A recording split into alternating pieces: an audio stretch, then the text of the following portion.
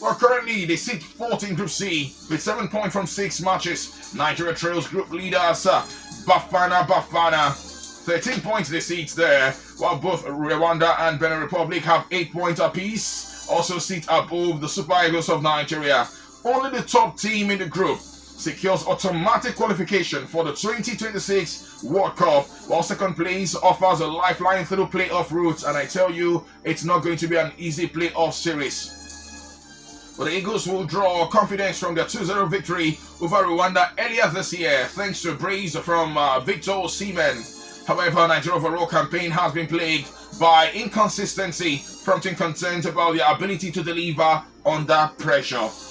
Head coach Eric Chell, tasked with steadying the ship, has overseen a run of 2 wins and 3 draws in his tenure.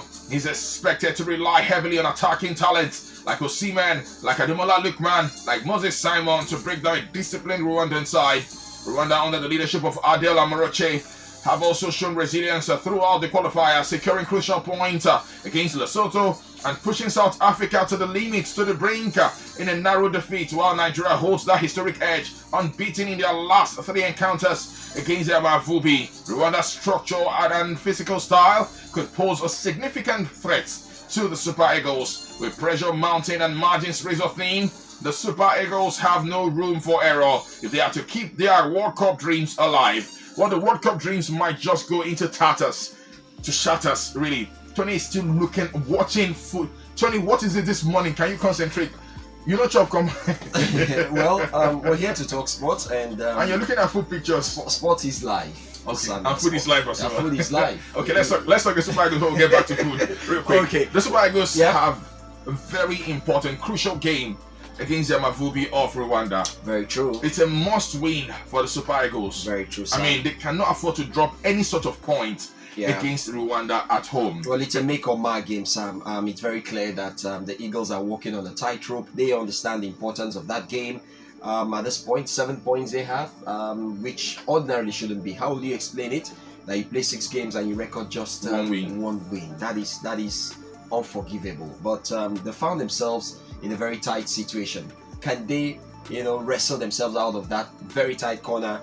I think we'll get to know from Saturday, and more so that they have South Africa to play 3 days later in Bloemfontein. I think on Tuesday next week.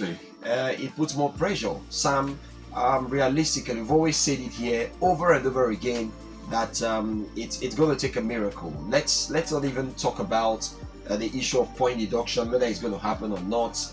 Let's just concentrate first, pick up the win. If we are serious, Sam, I'm using the word if we are serious because to me, I think we were not serious with our qualification series. I think we felt it was going to be a stroll in the park. After all, who's Rwanda? Who's this? We'll just go there and qualify. But then it has dawned on us clearly that we are looking like we may not make it to the World Cup in Mexico, Canada, USA next year. So the truth is, Nigerians know, we know in our heart of hearts, Sam, that it's only a miracle that will make us qualify.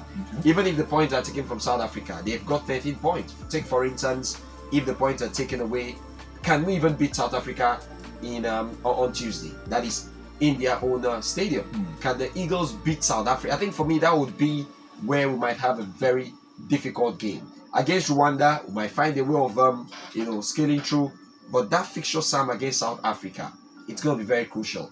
If we can win that game, then I tell you, Sam, they will be at the World Cup. And maybe after that period, like I was telling Chris yesterday on the football show, I think it is more political. Let's not forget that the Nigerians are clamoring, hey, when will the points be deducted? What is CAF doing and all that?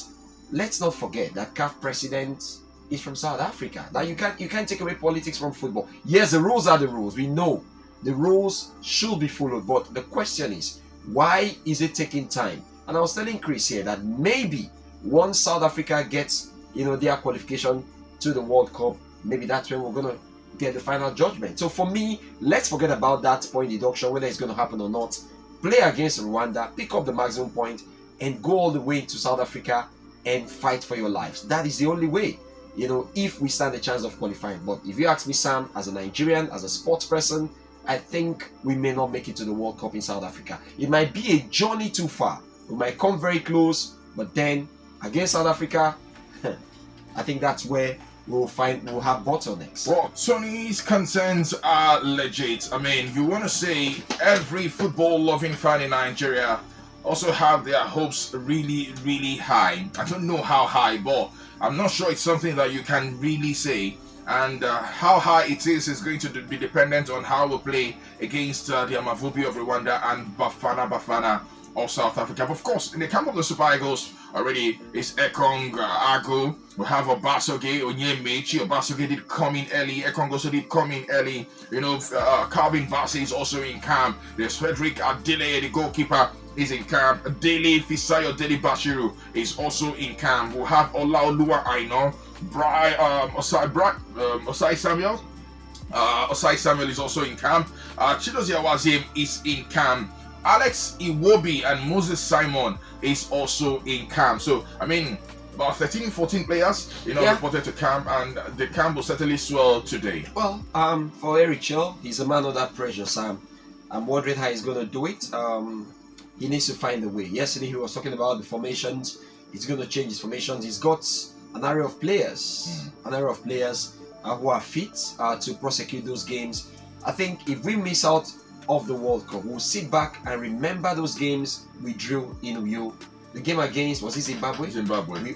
I think we drew. Yeah, 1-1. South Africa came here. Got a point. So I think those two games did not do us any good.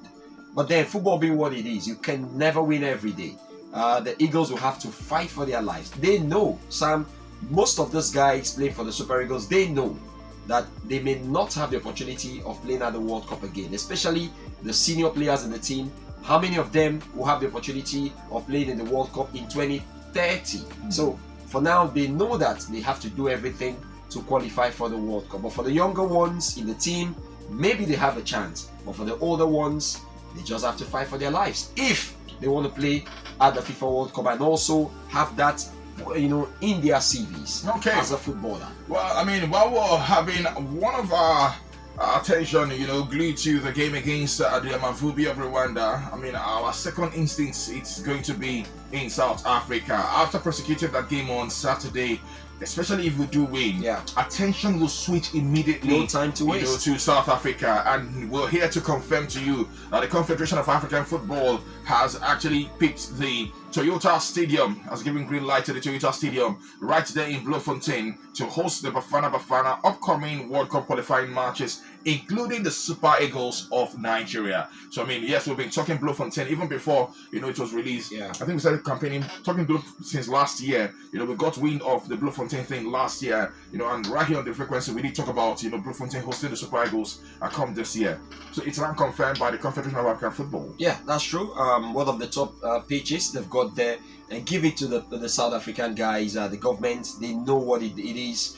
They're taking sports serious in that country. Look at their league, Sam. The PSL, the South African League, arguably one of the best in Africa. That's why their players would always want to stay there. They don't want to go abroad. Most of the players who will play against Nigeria on next week Tuesday, a bulk of them are applying their trade right there in the country. Chippa United, Kaiser Chiefs, Super Sport, name them, Sundowns, just a whole lot of clubs there, and those clubs are doing well. Everything administratively, they may have their issues, but we don't get to hear of that every other time. Rather, we hear of the positive side of the league. The league is on television every match day, so the players are well paid, welfare packages top notch. Why would the players want to go away? So that's why you can see a bulk of their players stay back in the country, develop their league, and of course make it more competitive. Okay, well.